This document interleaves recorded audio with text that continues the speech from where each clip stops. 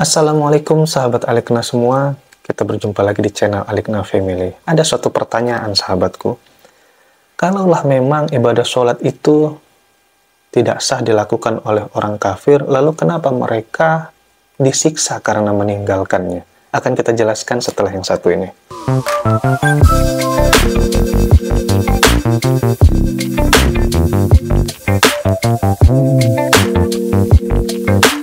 Sahabatku sekalian, salah satu kewajiban melaksanakan ibadah sholat itu adalah harus beragama Islam.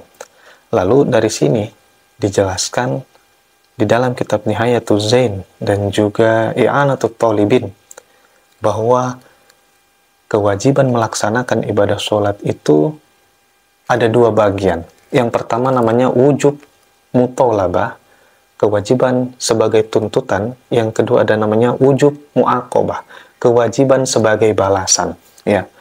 Lalu sahabatku semua, di dalam urusan wujub mutolabah, kewajiban sebagai tuntutan ini, di sini kalau kafirnya itu orang kafir asli, maksudnya sejak awal dia memang sudah tidak beragama Islam, maka dia tidak diwajibkan melaksanakan ibadah sholat. Tapi kalau dia misalkan sudah murtad, ya, maka dia harus mengkodo di zaman murtadnya itu, ya. Jadi misalkan ada orang yang keluar dari agama Islam, dia murtad selama 5 tahun misalkan, maka yang selama 5 tahun itu kalau dia masuk ke dalam agama Islam lagi, dia memiliki kewajiban untuk mengkodonya. Di sini dijelaskan sahabatku semua, hatta zamanal majnun firiddah, bahkan misalkan orang yang murtad itu dalam jangka 5 tahun itu dia pernah gila dalam seminggu aja misalkan, maka yang seminggu yang dia gila itu juga tetap dihitung untuk dia kodo sholatnya. Mungkin kita bertanya kan, kenapa kok dikodo juga di zaman yang dia gila itu? Padahal orang gila itu kan tidak diwajibkan melaksanakan ibadah sholat. Di sini alasannya taglizon alaihi. Ini sebagai pemberatan kepada dia karena sudah meninggalkan agama Islam itu. Dan alasan kedua, wali annahu iltazamaha bil Islam, karena orang yang murtad itu pernah melazimkan ibadah sholat itu tatkala dia melaksanakan ibadah sholat di dalam Islam. Begitu. Kemudian itu tadi kalau murtad, tapi kalau dia orang yang dia masuk ke dalam agama Islam, orang kafir asli tadi, maka dia langsung bisa melaksanakan ibadah sholat. Dijelaskan di dalam surah Al-Anfal ayat 38 ya sahabatku semua. Kullil ladzina kafaru iyantahu yughfar lahum ma qad salaf. Katakanlah kepada orang-orang yang kafir itu, apabila mereka menghentikan kekafirannya, maka mereka akan diampuni segala dosa-dosa mereka yang telah lalu. Itu dia tadi sahabatku tentang kewajiban tuntutan. Lalu pertanyaannya, kenapa mereka kalau kafir tidak masuk Islam, meninggalkan sholat tentunya, kenapa tetap disiksa?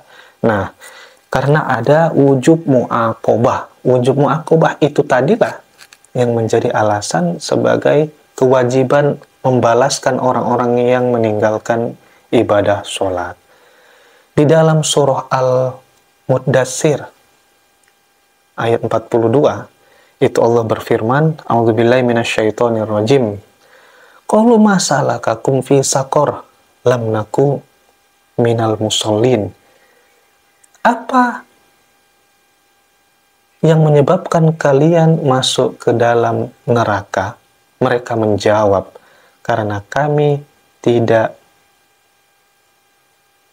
melaksanakan ibadah sholat. Nah, ini menjadi dalil wujub mu'aqobah ini, sahabatku semua. Ya, jadi ini mungkin bisa menjawab keiskalan permasalahan mungkin yang menggelitik pikiran kita. Kenapa dia disiksa kalau tidak diwajibkan melaksanakan ibadah sholat? Nah, ini jawabannya sahabatku semua. Terhadap kewajiban mutolabahnya, tuntutannya memang dia tidak diwajibkan. Tapi kalau di dalam kewajiban mu'aqobahnya, kewajiban siksaannya maka dia nanti kena ke dalam siksaannya itu. Tapi kalau kita orang muslim, kita kena dua-duanya.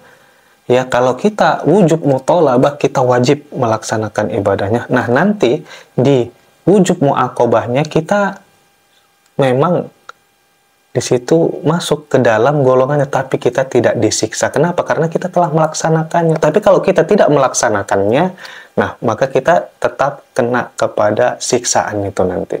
Begitu sahabatku semua. Bahkan orang kafir ini, sahabatku, dia kalau sudah masuk Islam, dijelaskan oleh Syekh Nawawi, usiba ala ma fa'alahu minal qurbil lati la tahtaju ila niyah. Orang yang kafir kalau sudah masuk Islam, maka dia akan diberikan pahala terhadap semua kebaikan yang dia lakukan, yang kebaikannya itu tanpa menggunakan niat. Seperti sodakoh, bersedekah, silah, yaitu menjalin tali silaturahim, kemudian wa'itak, seperti memerdekakan seorang hamba, dan ibadah-ibadah lainnya, menjenguk orang sakit, ya, menolong orang yang lemah, seperti itu, maka dia langsung mendapatkan pahalanya. Karena dia tadi sudah masuk kepada sistem Islam. Tapi kalau dia masih masuk kepada sistem yang non-Islam, maka hukumnya tetap seperti itu tadi. Wujub mu'aqobah. Baik sahabatku semua, mudah-mudahan ini bermanfaat bagi kita semua. Terima kasih. Assalamualaikum warahmatullahi wabarakatuh.